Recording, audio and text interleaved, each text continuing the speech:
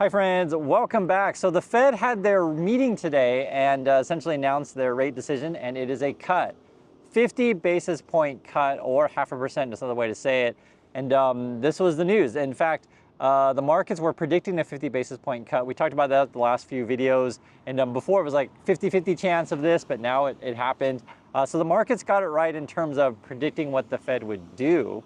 However, did the Fed make the right decision? And that's the subject of this video. I want to share my thoughts, and I want to get yours as well. So the first thing is, guys, Federal Chair Jerome Powell gave a speech, then he did a Q&A with reporters, etc., and they really grilled him. And I have not seen Federal Chair Jerome Powell this defensive or combative before. I thought that was really, really interesting. And essentially, why he was this way is because they've changed their kind of rhetoric / policy. So before, it was like been a year and a half where Fed Chair Jerome Powell comes out calm and cool and be like, yo, we're data dependent Fed. We're gonna, get that 2% inflation. And until we get that 2% inflation, we're gonna stay strong. And then today's like, okay, so we're not at that 2% inflation, but we're gonna change our policy.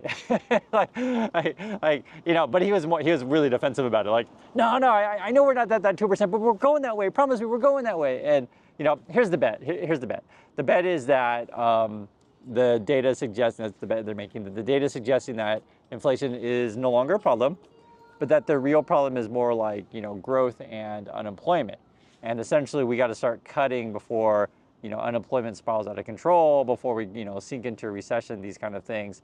And they're coming out with a 50 basis point cut, which is kind of nuts. Like a lot of people on the channel, we were talking about this, everyone's like, yo, I think they're gonna do 25, or they're gonna do 25. Why are we even talking about 50? Like, why such a drastic move? And, when you do this kind of drastic move, you got to basically signal to everyone that you feel confident about the economy, confident about everything.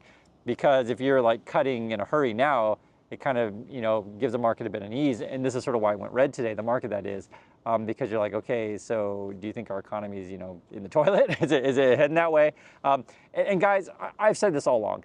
Regardless of what the Fed says, and we'll talk more about this in a minute, but regardless of what the Fed says, regardless of what I say, regardless of what you hear in the national headlines, it all depends on your individual situation. So, one way to think about it is when your neighbor loses their job, it's a recession. When you lose your job, it's a depression, right? So it really depends on your neck of the woods. So is inflation beat? Is the Fed right? So they're actually not willing to, put up the banner, the mission accomplished thing. They're not necessarily doing that. However, there will be politics involved with this stuff. So the Harris people, they'll say, see, the Fed is cutting. That means, we're going to be helping Americans. Prices are going to come down. Inflation's over, and we are awesome. So obviously they're going to say that.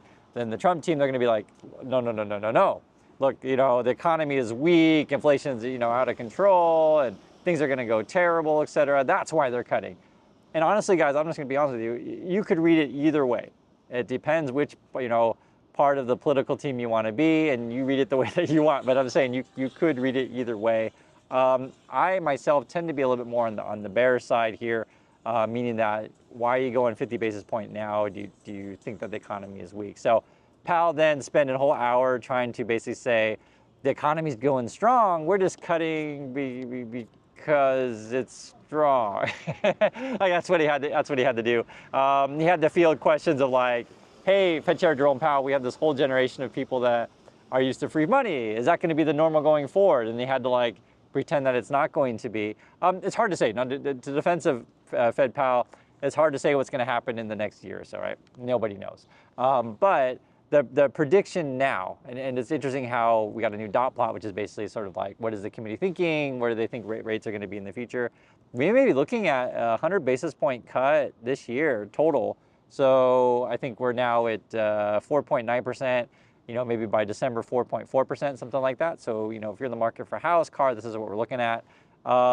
Next year, I guess we're looking at yet another 100 basis point cut. So then we'd go from 4.9 to maybe 3.9. And then where is the ultimate target that the Fed wants to go to and for how long? Maybe around 3%, maybe 2.9, something like that. But guys, this is, well into the future. The issue is, and I know for many people out there who are just getting into the markets, this kind of stuff is like, okay, so how does that affect your life? What does it mean for you? Okay, so basically, are we making it easy for people to borrow money or not? That's what this is all about. Is easy for people to borrow money. If you make it easier for people to borrow money, well, let's use the situation of house. If money is plentiful, it's easy to get loans, etc. Then suddenly everyone is going to be out, buying a house, right? That would be the idea because money is easy to come by. However, if money is easy to come by and we all have the means to buy something, meaning demand goes up, then housing prices would stay elevated because we all have money, but there's not enough houses to buy. That's the problem we have right now. The issue is, and this is where it's not really the Fed's control. Much of inflation right now is housing costs, right? So we actually need to build more houses. The other issue is as well, and this is, you get into the realm of politics, stuff like that. Let's say with immigration, you get more people to various parts of the country, wherever they're going, and you'll have more demand on housing that way. That would also drive housing prices up. Now, on the flip side, right, talking about immigration, it depends on which end, either lower level of immigration or lower income spectrum immigration, or upper income spectrum immigration. Lower would be drive wages down, etc. Make it cost lower for companies, that kind of thing. So that would theoretically combat inflation, but then again, you have the housing situation. And also too, it depends on sort of like which housing market are you talking about and what levels of housing. And guys, I know this is a real complicated question. You get a bunch of sensitive topics here, but I'm just throwing that out there. Essentially, you always want to be thinking about supply and demand, and the Fed doesn't have any control of immigration and stuff like that. They can't control, how many houses we're building. They have some effect in that. So if money is easier to borrow, then therefore home builders can then, theoretically borrow more money to, build more houses. One of the problems though is because it's not just the interest rate, okay? Even if you set interest rate down, for example, what if credit markets freeze up? What if the banks look around? Oops, I got a bug in my eye here, but the banks look around and see bugs in their eyes, right? But what if the banks look around and they're just like, what? Consumers aren't paying back the loans. There's no way I'm lending to consumers. So, for example, we saw Ally Bank come out with some numbers recently, and they have a bunch of car loans, and there's like, people aren't paying back the car loans, right? And this is, it does have some correlation to interest rates. So if you have a variable percent car loan and the interest rates are really high, your interest is really high, so your payments are too much, you just can't make that loan. But let's say you lose your job, it doesn't matter, what interest rates are at, you can't make the loan no matter what. So if the banks are saying, okay, there's weakness in the consumer paying back said loans, which has been reported, that's why the banks were sinking the last couple of weeks, then they don't necessarily want to lend money out anymore. And also too, we saw this before where, and I told you guys before on the channel, many companies were trying to essentially effectively issue a bunch of corporate bonds, borrow a bunch of money before a potential credit freeze. So we'll see if there's that. And this is sort of why, like, when you talk about Fed cutting rates, and it's kind of interesting how the dialogue or the narrative changes on Wall Street, where the past, I don't know, 7 or 8 months or whatever, even past year, the people on Wall Street going, oh, we got to cut, we got to cut, because, well, essentially a lot of people were underwater, and they wanted to cut rates to sort of help themselves. But cut doesn't always necessarily mean that everything's going to go to the moon. I mean, it just depends. Everything's a big depends. If you're cutting because you're worried about growth, you're worried about, people spending, people shopping, people building houses, stuff like that, then that means you're cutting in a weak economy. The other thing too that's going on is we're actually at the top of the market, right? You guys know this, that the market's been going whoop, whoop, whoop. It's been going up like crazy. And so if the market believes that the cut means a weakened economy, I mean, I just be honest, I think for many of these bubble stocks, I would imagine they would go down. That would just make sense to me. But I mean, and who listens to me, right? I mean, what I mean by that is, like, in this day and age, I've been saying crypto's a bubble for like the longest time, but yet Bitcoin's still here, right? So Tesla's still here, Nvidia's still here. I mean, so it remains to be seen if the bubble does pop. I feel like it can't go up forever. And that's why I've told you guys before, like, when we talk about this stuff, yes, all these investments that you make in the stock market or you make in whatever cryptos, etc., like, you're betting on positive things happening in the future. So that's sort of why when we look at the Fed, who says, okay, we're cutting rates now, what is their real projection for the future? What do I mean by real projections? Because, like, whenever Federal Chair Jerome Powell comes out and does a Q&A, stuff like this, he's got to be really careful on his language.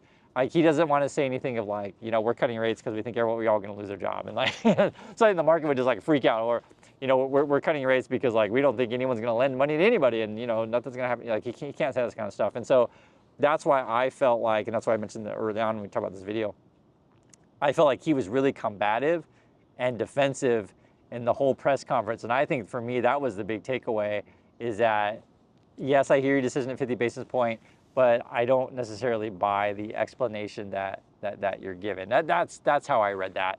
The other thing too that I thought was fascinating, if you guys were watching the market today, it initially went up like nuts, right? That was like kind of during his speech. I think the NASDAQ might have been up like 1.5%, even 2%. I was watching it. And then as the Q&A went on, it like dropped from green to red. And it was like within an hour time span. And it was really interesting. I mean, the market was like this, and then this ultimately went down. So we'll see what the markets, you know, how they digest this tomorrow. Essentially what happens is, okay, the Fed rate comes out, like the markets were predicting the 50 basis point cut, but I don't know if people like truly, really, like I didn't think it was gonna happen, to be really frank. I even told you the guys, that's what the markets were predicting, but I was like, what? Like it just seemed kind of be out of the blue. The argument you could make if you want to say, okay, it wasn't that big of a move, the argument you could make is that they should have cut in July, but they didn't because the jobs data came out, you know, after the decision. And then also too, you know, now they're cutting now, and you add those two together, that's would be the 50, but I don't know, you could have done 25 today if you thought things were fine and you just want to go back to a normative cycle. One of the business models that you could argue that the banks are trying to go for, or that would be, quote, normalized, whatever that means, is let's say you set the Fed funds rate at like, you know, 3%, something like that. Then a bank, you know, in order to be profitable, Fed fund rate 3%, you can give mortgages out for 6%, you got that nice spread there, you'll make some money on stuff like that, and there's that. But like when you're in a market that we're in right now, where they're just starting to cut, and you're not sure exactly like what the future is in terms of economy, or where their ultimate goal is that they're trying to get to, meaning the Fed, like where do you consider neutral, be it, you know, you're not have rates so high that it's restricted, where, you know, there's not growth, or you're not where you have rates so low that it's like too much, you know, money printing and you know, bubble-ish economy. Like where do they consider to be neutral to where, you know, we've got everything under control? It's important, guys, to track this stuff, because, you know, inflation, what the Fed does, not only just affects everyone in the USA, but affects everyone around the world.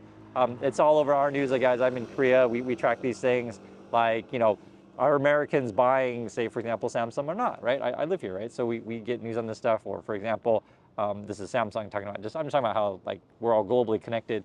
They're having like protests in India at the factory, like feel like they're not getting paid enough. And there's many, you know, employees in the USA. We talked about Boeing before, we talked about American Airlines, right? Various companies that they feel like they're not getting paid enough. And so I understand when you hear that, you know, when someone says, hey, inflation's coming down, and you look around like, all right, what do you mean? The prices are still up. When they say that, it just means that prices are increasing, just not increasing at the same rate as they were before. So when they say inflation is coming down, inflation is still there. It's just that inflation is slowing, is a better way to say it. So that's what's up with the markets. The Fed announced a 50 basis point rate cut. They're trying to convince you that it does not mean a weakening economy. However, the markets were red today, and so that would be the ultimate question. Do we believe Fed Chair Powell or not? Can they pull off a soft landing? Can we, you know, not go too hot and not go too cold and get that Goldilocks kind of thing? Regardless though, guys, regardless of what I say, Fed says, headlines say, whatever, it all depends on your neck of the woods. So just make sure that you're securing your job, you're setting money aside, and you're subscribed to this channel, and we'll hang out together and try to figure out this crazy world together. So do appreciate watching, everyone, and I'll catch you next video.